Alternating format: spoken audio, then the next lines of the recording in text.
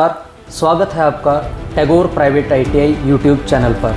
विद्यार्थियों, आज हम बात करेंगे सीबीटी एग्ज़ाम 2025 पर। CBT exam 2025। विद्यार्थियों, आप सभी को पता है कि जो आपका सीबीटी एग्ज़ाम है वो आपका जुलाई से अगस्त माह में होने वाला है।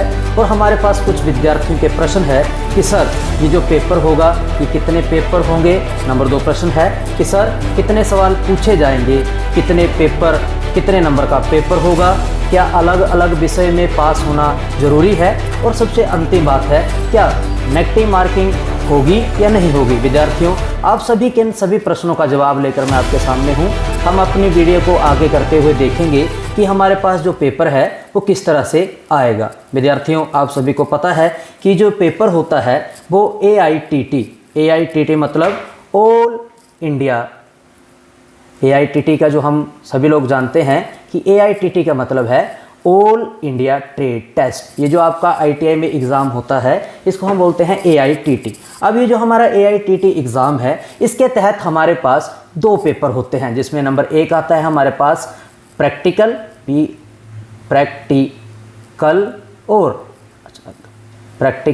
और नंबर 2 हमारे पास जो पेपर आता है उसको बोलते हैं हम CVT। आज हम बात करेंगे CVT के ऊपर। और हमारा जो प्रैक्टिकल है हम किसी और दिन हम अपनी और वीडियो के साथ आपको इसके ऊपर चर्चा करेंगे। चलो विद्यार्थियों, वीडियो को आगे करते हैं और CVT मतलब कंप्यूटर बेस्ड टेस्ट के ऊपर हम जो है वो अभी बात करते हैं। विद्यार्थियों, ये जो आपका CVT एग्ज़ाम है इसके ऊपर आज हम बात करेंगे। हमारा जो CVT एग्ज़ाम है ये CVT एग्ज़ाम 2 भाग में होता है। अब हम बात करते हैं कि भाग ए क्या होता है। विद्यार्थियों, आपका जो भाग ए है, भाग ए में आपके पास 3 विषय होंगे। विषय नंबर 1 ट्रेड थ्योरी, विषय number 2 works of calculation and science, और विषय नंबर 3 इंजीनियरिंग ड्राइंग। अब हमारा प्रश्न है कि सर ट्रेड थ्योरी में कितने मार्क्स होंगे, works of calculation and science में कितने मार्क्स होंगे, और इंजीनियरिंग ड्राइंग में कितने मार्क्स होंगे। विद्यार्थियों, अब हम इसके ऊपर बात करते हैं। अब हम देखेंगे कि जो हमारा ट्रेड थ्योरी है इसमें हमारे पास लगभग 38 जो है वो प्रश्न आपके पास होंगे। और विद्यार्थियों, आप सभी को मैं बता दूं कि ये जो आपका CBT एग्ज़ाम होगा इसमें लगभग जो आपका हर एक प्रश्न है वो 2 मार्क्स का होगा। कितने मार्क्स का होगा? 2 मार्क्स का होगा।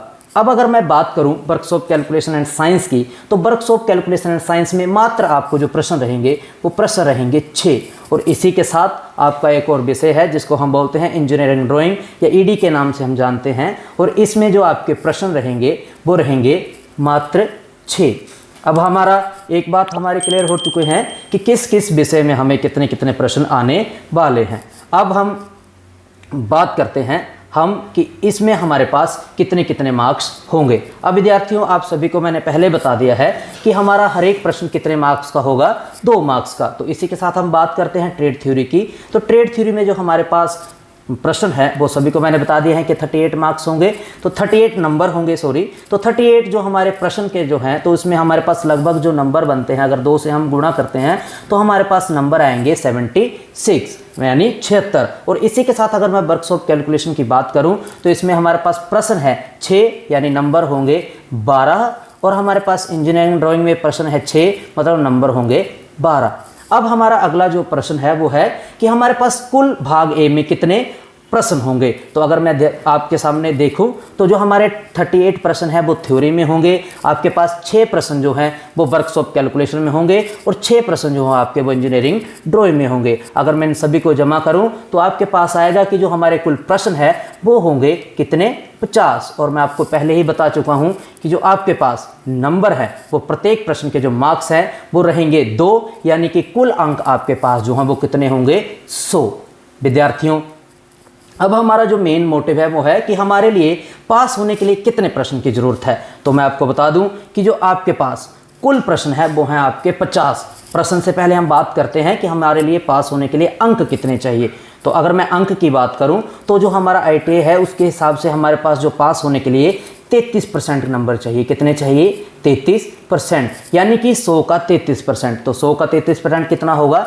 यानी कि 33, मतलब हमें कुल पास होने के लिए कितने मार्क्स चाहिए? 33, यानी कि लगभग हमारे पास होने के लिए जो नंबर चाहिए ये चाहिए हमारे लिए 33। और हम बात करते हैं प्रश्न की, तो हमारे पास जो पास होने के लिए प्रश्न चाहिए वो लगभग अगर हम 33 को देखें तो हमारे पास अगर हम 17 प्रश्न इस भाग ए से ठीक करते हैं तो हम लगभग पास होने के लिए 33 नंबर जो है वो जुटा पाएंगे। इसी के साथ विद्यार्थियों हम बात करते हैं इसका भाग बी। अगर मैं भाग बी की बात करूं तो भाग बी में जो आपका विषय है वो होता है एम्प्लॉयबिलिटी स्किल। कौन सा विषय है? एम्प्लॉयबिलिटी स्किल, जिसको हम ई स्किल के नाम से जानते हैं। विद्यार्थियों ये बहुत महत्वपूर्ण भाग है इस आपके सीबीटी एग्ज़ाम का।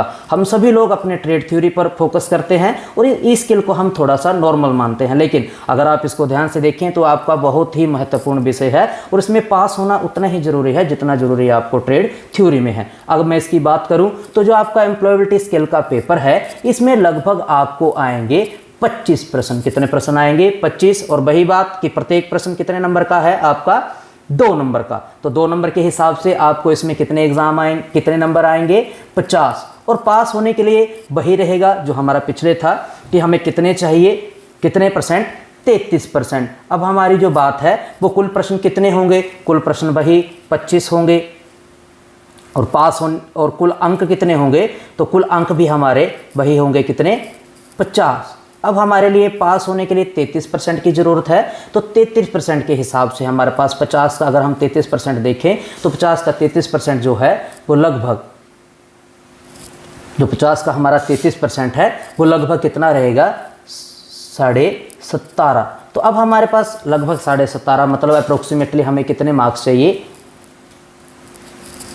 जो हमारे पास होने के लिए जो हमारे पास नंबर चाहिए वो हमें नंबर चाहिए हैं लगभग 18 मार्क्स जो हैं वो हमारे पास होने ज़रूरी हैं। विद्यार्थियों अब हम इसको देखते हैं कि जो हमारे पास होने वाला एग्ज़ाम है एम्प्लॉयबिलिटी स्किल का, इसमें हमें लगभग कितने परसेंट मार्क्स चाहिए? 33%, मतलब कितने मार्क्स चाहिए? 17.5, मतलब अप्रोक्सीमेटली 18 नंबर चाहिए। तो अगर हम प्रश्न की बात करते हैं तो प्रत्येक प्रश्न आपका कितने नंबर का था?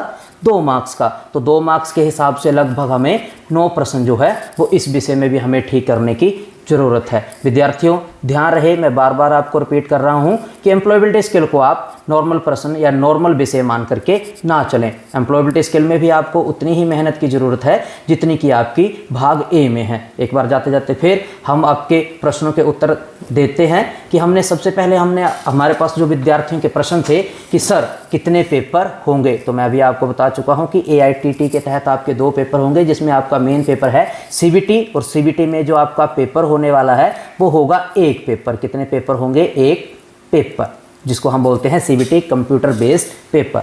अब जो आपका अगला प्रश्न था कि सर कितने सवाल पूछे जाएंगे, तो भाग ए में आपसे 50 प्रश्न पूछे जाएंगे और भाग बी में कितने पूछे जाएंगे? 25, मतलब लगभग आपके पास जो प्रश्न आने वाले हैं वो कितने हैं? 75 प्रश्न आपके पास आएंगे। अब हमारा अगला प्रश्न है कि सर कितने नंबर का पेपर होगा, तो मैं आपको बात कर चुका था कि प्रत्येक प्रश्न जो है वो 2 मार्क्स का है। तो 2 मार्क्स का अगर मैं बोलूं तो प्रत्येक प्रश्न को 2 मार्क्स को मगर लेके चलूं तो 75 को गुणा करते हैं हम 2 से, तो लगभग जो हमारे पास मार्क्स आएंगे वो आएंगे 150। ठीक है, तो अगला हमारे पास प्रश्न था कि क्या अलग अलग विषय में पास होना जरूरी है? यस, अलग अलग विषय में पास होना जरूरी है। भाग ए में भी पास होना जरूरी है और भाग बी में भी पास होना जरूरी है। और आज का अंतिम प्रश्न, क्या नेगेटिव मार्किंग होगी? नहीं। हमारा जो लास्ट प्रश्न था और जो महत्वपूर्ण प्रश्न था कि क्या नेगेटिव मार्किंग होगी, तो हमारे पास नेगेटिव मार्किंग नहीं होगी। विद्यार्थियों इसी के साथ मैं आशा करता हूं कि आपके सभी प्रश्नों के सवाल जो है वो मैं ध्यानपूर्वक दे पाया हूं। विद्यार्थियों अगर आपने मेरे इस YouTube channel Tagore private ITI को अभी तक सब्सक्राइब नहीं किया है तो इसको सब्सक्राइब करें और लाइक शेयर वीडियो को ध्यान से करें, लाइक शेयर करना ना भूलें। धन्यवाद।